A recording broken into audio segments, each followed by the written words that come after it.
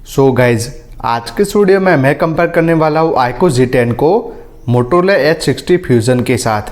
तो चले जानते कि आपको इन दोनों फ़ोन में से कौन सा फ़ोन खरीदना चाहिए। तो चले बिना देर के वीडियो शुरू करते हैं। तो शुरुआत करते हैं हम दोनों फ़ोन के डिस्प्ले से। तो आइको में हमें 6.7 इंच की 1.5 के क्वाड कर एमोलेड पैनल देखने को मिलने वाली है और साथ ही में 120 हर्ट्ज की रिफ्रेश रेट का सपोर्ट है। बाकी जो डिस्प्ले है उसमें आपको 1300 निट्स की हाई ब्राइटनेस देखने को मिलेगी और साथ ही में आपको HDR10+ का सपोर्ट है, जिससे कि आपको इस फोन में काफ़ी अच्छा कंटेंट वॉचिंग एक्सपीरियंस देखने को मिलने वाला है। जबकि मोटोरोला की बात करते हैं, इस फोन में आपको 6.7 इंच की 1.5 के क्वाड कर POLED पैनल देखने को मिलने वाली है और साथ ही में 120 हर्ट्ज की रिफ्रेश रेट का सपोर्ट है। बाकी इस फोन में आपको 1400 निट्स की हाई ब्राइटनेस और साथ ही में 10 बिट की डिस्प्ले है। बाकी इस फोन में आपको HDR10+ का भी सपोर्ट है, जिससे कि ये जो फोन की डिस्प्ले है वो काफ़ी अच्छी कलरफुल और ब्राइट इनफ हो जाती है। बाकी डिस्प्ले वाइज बात करती है, जो दोनों फ़ोन की डिस्प्ले है वो काफ़ी अच्छी कलरफुल डिस्प्ले है। लेकिन जो मोटोरोला के डिस्प्ले है उसमें आपको ज़्यादा हाई ब्राइटनेस मोड होने की वजह से आउटडोर में ये जो डिस्प्ले है वो ज़्यादा ब्राइट फील होती है।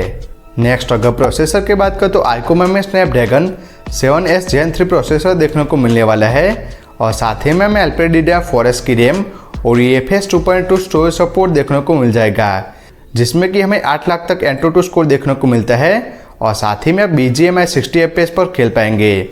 जबकि मोटोरोला की बात करते ये जो फ़ोन है उसमें आपको MediaTek Dimensity 7400 देखने को मिलने वाला है और साथ ही में हमें LPDDR4S की रैम और UFS 2.2 स्टोरेज सपोर्ट देखने को मिलने वाला है और इस फोन में आपको 7 लाख तक Antutu स्कोर देखने को मिलता है और साथ ही में आप BGMI 60 FPS तक खेल पाएंगे।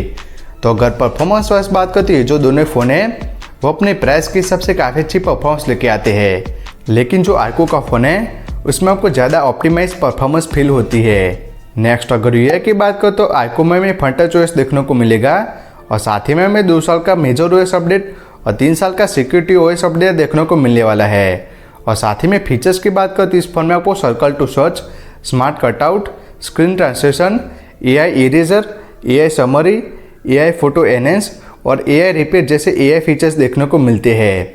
जबकि मोटोरोला की बात करते इस फोन में आपको हेलो UI देखने को मिलेगी और साथ ही में आपको 3 साल के मेजर OS अपडेट और 4 साल के सिक्योरिटी OS अपडेट देखने को मिलने वाले हैं। जबकि फीचर्स की बात करते इस फोन में आपको circle to search, magic canvas, smart connect और टेक नोट्स जैसे AI फीचर भी देखने को मिलने वाले हैं। तो अगर UI वाइज बात करते हैं, जो दोनों फ़ोन की UI है वो अपनी पर्सनल चॉइस है, लेकिन ओवरऑल बात करते हैं जो दोनों फ़ोन की UI है वो काफ़ी स्मूथ फील होती है। लेकिन जो मोटोरोला की UI है उसमें आपको ज़्यादा फीचर्स देखने को मिलने वाले हैं। नेक्स्ट अगर नेटवर्क की बात करें तो आइको में Wi-Fi 6, Bluetooth 5.2, multiple 5G band और IR ब्लास्टर का सपोर्ट है। जबकि मोटोरोला की बात करते इस फोन में आपको Wi-Fi 6, Bluetooth 5.4 और मल्टीपल 5G बैंड का सपोर्ट है। तो अगर नेटवर्क की बात करें तो आपको इन दोनों फ़ोन में नेटवर्क के रिलेटेड कोई भी इशू नहीं होगा। लेकिन जो आइको का फ़ोन है उसमें आपको एक्स्ट्रा IR ब्लास्टर का सपोर्ट है, जिससे कि जितने भी इलेक्ट्रॉनिक आइटम है उसमें ये जो फ़ोन है वो रिमोट की तरह वर्क करता है। नेक्स्ट अगर बैटरी की बात करें तो आइको में 7300 mAh की बैटरी और 90 वाट के फास्ट चार्जिंग का सपोर्ट है और साथ ही में ये जो फ़ोन है वो अराउंड 75 मिनट में फुल चार्ज हो जाता है।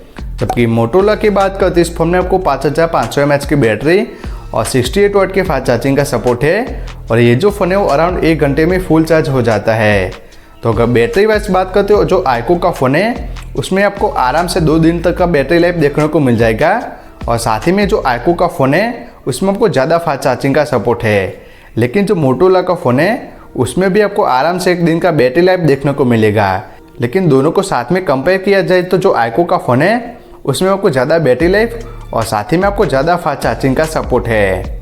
लास्ट अगर कैमरास की बात करें तो आइको में हमें 50 MB का मेन लेंस विथ OIS, जिसमें कि हमें सोनी IMX882 सेंसर देखने को मिलता है और दूसरा 2 MB का बुके लेंस है और सामने की तरफ 32 MB का सेल्फी कैमरा देखने को मिल जाता है और साथ ही में फ्रंट और रियर से 4K 30 FPS तक वीडियो रिकॉर्डिंग कर पाएंगे।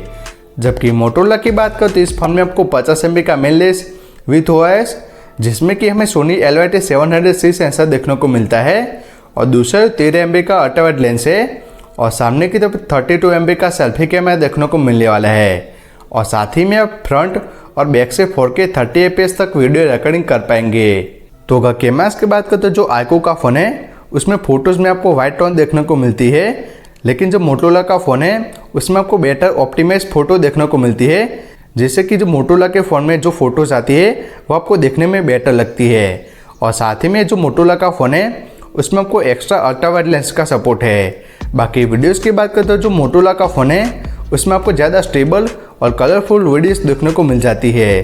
तो कैमरास की बात करें तो जो क्लियरली मोटोरोला का फ़ोन है उसमें आपको बेटर फोटोज़ और वीडियोस देखने को मिल जाती है।